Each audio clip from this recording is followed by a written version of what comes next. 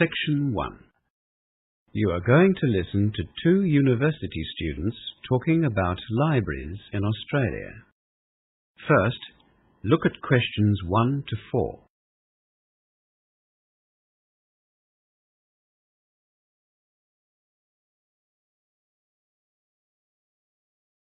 You will see that there is an example already done for you. For this question only, the conversation relating to the example will be played first. What's wrong, Yumi? You look very serious. Oh, hi, Marianne. I've just been given the assessment guides for law, my major, and there are lots of assignments. You'll be spending a lot of time in the library then. That's my problem. I don't know anything about libraries in Australia. Well, don't worry about that, Yumi. Librarians here are really friendly, and most of them are extremely helpful. Yumi said she doesn't know anything about libraries in Australia, so B is the correct answer. Now we shall begin. You should answer the questions as you listen, because you will not hear the recording a second time. Now listen carefully and answer questions 1 to 4. What's wrong, Yumi? You look very serious. Oh, hi, Marianne. I've just been given the assessment guides for law, my major, and there are lots of assignments. You'll be spending a lot of time in the library then. That's my problem. I don't know anything about libraries in Australia. Well, don't worry about that, Yumi. Librarians here are really friendly, and most of them are extremely helpful. That's good to hear. My flatmate said I should join the local library. Do you think that I need to? Well, I think it'd be a good idea. They probably won't have many law books in the library, but you'll be surprised at what they do have. Australian libraries are generally very well resourced. And hey, if nothing else, you can get free internet access. Is it easy for international students to join? Yes. Lee Yun has just joined. All you need is your student card or some other ID and an account or bill that has your Australian address on it. Like a phone bill or an electricity bill? Would that be okay? Yeah, that's all. It's very easy. They encourage people to join the library. And you can borrow lots of books as well as video and audio tapes or CDs. The newspaper is available too if you've got time to stay at the library and read it. Will it cost much to join the library? Joining libraries here doesn't cost anything, but you'll have to pay a fine if you return your books after the due date. It's about 10 cents per book per day. How long can I borrow books for? The loan period for books is about a month, but you can easily extend the time for another month if you want to. You can even do it over the phone, but it has to be arranged before the due date. What about the university library? Haven't you been there yet? No, not yet. I was sick for the orientation week and I missed out on the campus tour. Well, Yumi, I've got an hour before my next lecture. Why don't we walk up together and have a look around? Oh, that'd be great, Marianne. I'd really appreciate it. Yumi and Mary Ann arrive at the main entrance to the university library. As you listen to the rest of the conversation, answer questions 5 to 10. Before the conversation continues, read questions 5 to 10.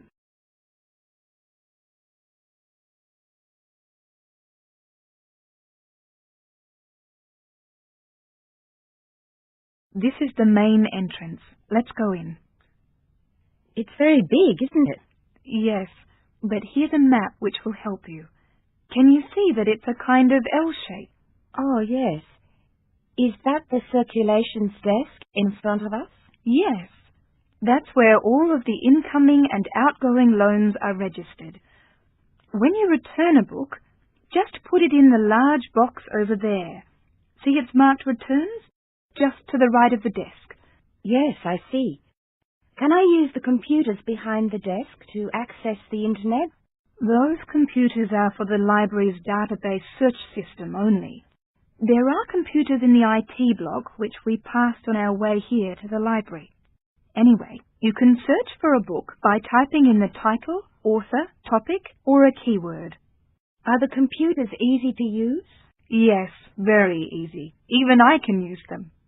Does it give a catalogue number after you do the search? Yes, it does.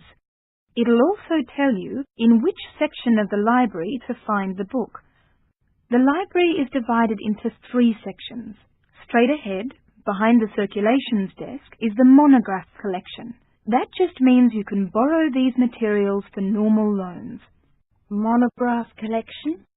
Yes, I see. The section behind the photocopiers is for all of the serial publications. That means journals and magazines and newspapers, of course.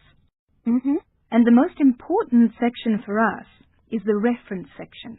You'll use it a lot. Unfortunately, the books in this section can't be borrowed. You have to use them in the library. It's over there, past the quiet study area. I see. So, do I need to join or register here? Or do I have automatic borrowing rights as a student? As long as you have your student card, you can borrow books from the monograph collection. Anyone else can access the rest of the library. What if I can't find a particular book? That's what the staff are there for, Yumi. Just go to the advisor's desk, take a request card, and fill in the details of what you're looking for. Where's the advisor's desk? It's just over there, the desk at the entrance to the quiet study area. Right. Well, I think I'll have a look now to see if I can find any of the recommended texts for my first law assignment. Yes, good idea. Texts on the recommended lists from the lecturers are very popular, and you should try to borrow them from the library as soon as you get your list. That is the end of section 1. You now have half a minute to check your answers.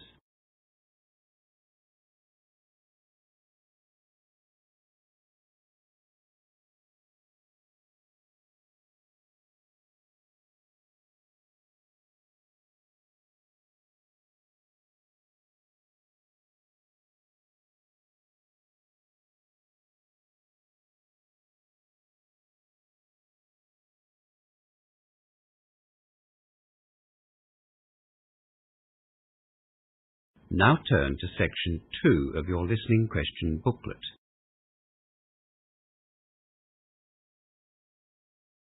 Section 2. You will hear Inspector Jack Dunn talking about international driver's licenses at an information session for international travellers. As you listen to the first part of the talk, answer questions 11 to 16. Before you listen, look at questions 11 to 16.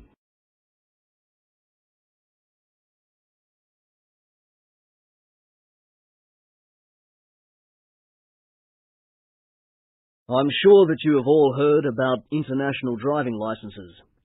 They have been around since 1949, when the United Nations gave approval for their use. This meant that travellers could drive freely in the 186 countries that recognise the international driving licence system, regardless of the language that the drivers spoke. The only conditions were that the driver had to already hold a driving licence in their home country, and they had to be at least 18 years of age. International driver's licenses are well recognised. After all, they've been in use for over 50 years. To break the language barrier, the licence is printed in 11 different languages, but the last page of the booklet is always in French. As I said, it is a booklet about the size of a passport, 10.8 by 15.25 centimetres to be exact. So it is easy to carry with your travel documents. It's not too thick or heavy either, only 17 pages. All of the pages are coloured white, but the cover of the licence is grey. It is a useful form of identification when you travel because it includes a passport-sized photograph and the driver's signature. The International Driver's Licence can only be purchased from authorised travel associations in different countries, but it can also be ordered on the internet. The cost, of course, varies from country to country, and for the term or the duration of the license. For example, a 1-year license might cost approximately $40, whereas a 3-year license costs double that. A 5-year license will set you back about $100. Before the final part of the talk, look at questions 17 to 20.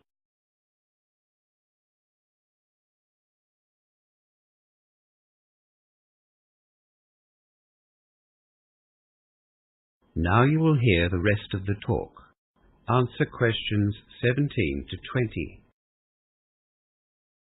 Before I outline the 4 most important points to consider before rushing off to get your international driver's license, I should probably mention that, yes, the international driver's license covers all types of vehicles from motorbikes to trucks. But, just as in your own country, you have to be qualified to drive such vehicles. You might like the idea of driving around the Australian outback on a motorbike, or checking out the English countryside in a bus with all your mates, but you'll have to take the appropriate test before you set off. Okay, now the 4 main points. Firstly, you cannot use an international license in the country in which it is issued. It is for international travel only. Some international students avoid this rule by ordering their licenses on the internet, which will ask them to nominate a country of your choice for that very purpose. Secondly, some countries won't allow you to use an international license indefinitely. In Australia, for example, you can only use the international license for a year. After that, you must get an Australian driving license. Other countries aren't as strict as that. Thirdly, drivers on international licenses must abide by the road rules in the country that they are visiting. If you are caught breaking those road rules, you will have to pay the penalty, usually a fine.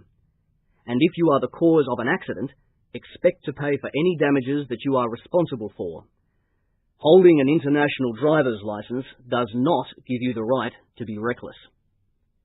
And yes, if you have been suspended or banned from driving in your own country, the same rules apply with an international driver's license. You must have an existing driver's license to apply for an international driver's license.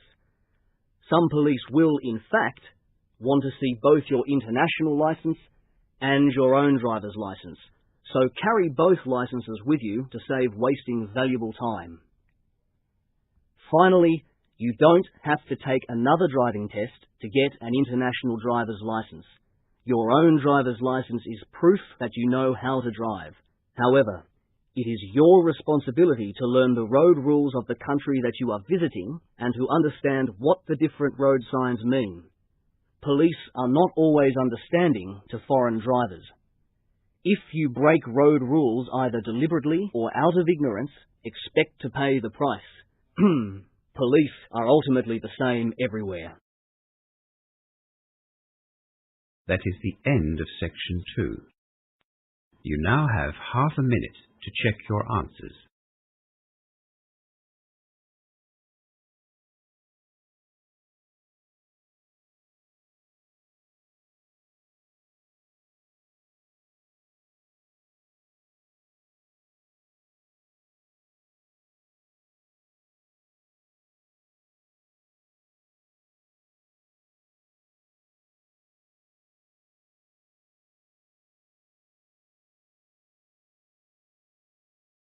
Now turn to section 3 of your listening question booklet. Section 3. In this section, you will hear 2 students discussing the idea of joining a learning circle. First, look at questions 21 to 30.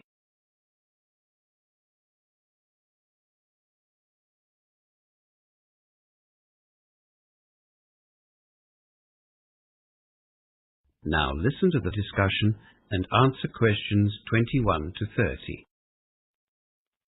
What's the reason for the learning circle you've set up, Hamish? Well, it wasn't my idea. The economics tutor suggested it, actually. He said that it's a good way to make sure you put in the time needed for a particular subject. But for me, well, I thought that studying in a group like that would give me some incentive to study.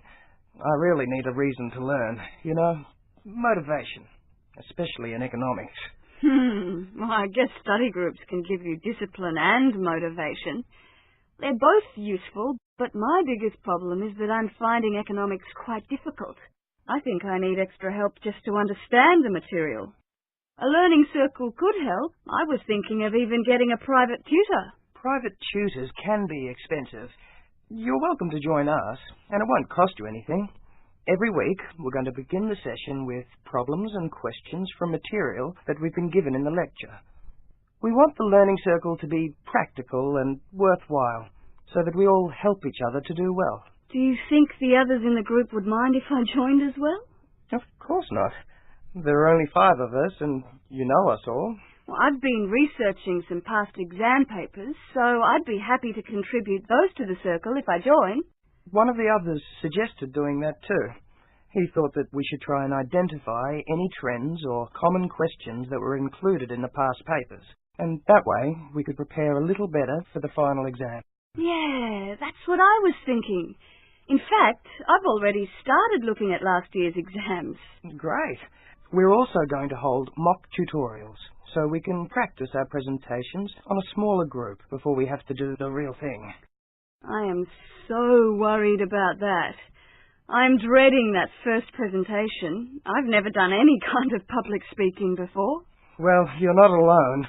I think we're all pretty nervous about it, but we're hoping that the mocks will give us all a bit of confidence for the real tutorial.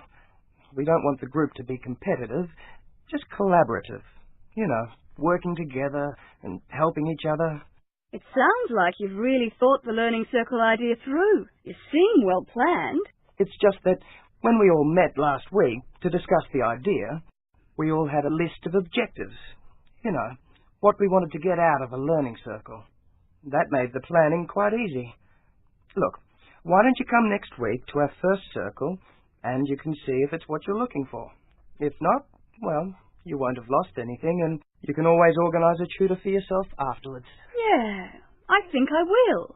When and where are you going to meet?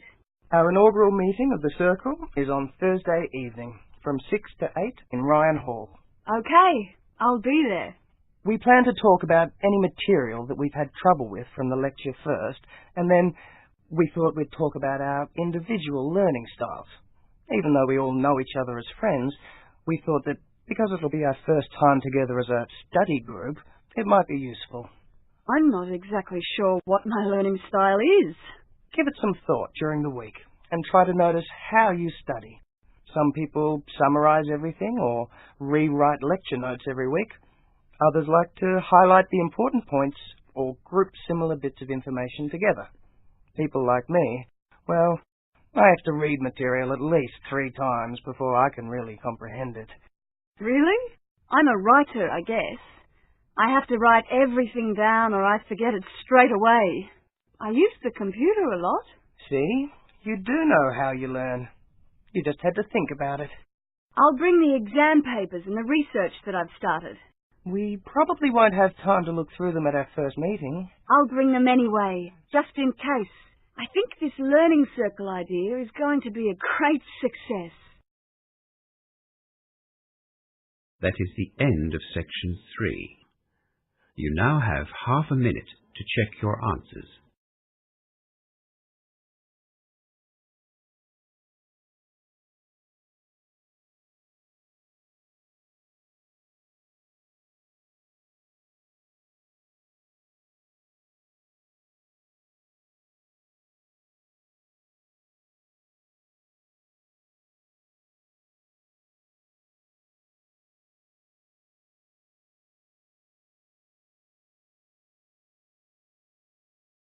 Now turn to section 4 of your listening question booklet.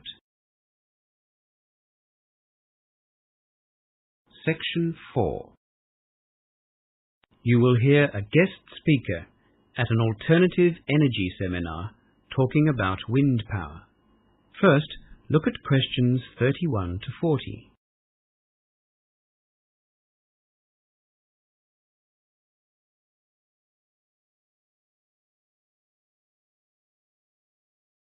Now listen to the talk and answer questions 31 to 40. Good morning. Thank you for giving me the opportunity to speak at this year's Alternative Energy Seminar. Right. Well, I know that the next speaker, John Dunkett, is going to talk about the mechanics of generating power using wind as an alternative source of energy, so I won't be using any technical terms, and I won't be going into the technology of how wind generators actually work. I'll be concentrating on sharing my own experiences with you.